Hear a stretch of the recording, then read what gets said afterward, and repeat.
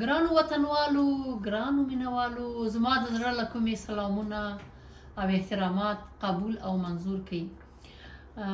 دوستانو، ما خپل ذاتی چینل یوټیوب جوړ شوی دی.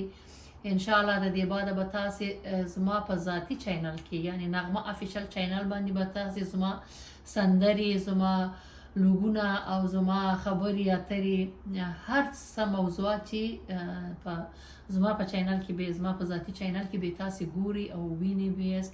او دا باقي نور چینلونه چې دي دا ټول فیک دي، زما په نامه جوړ شوي دي.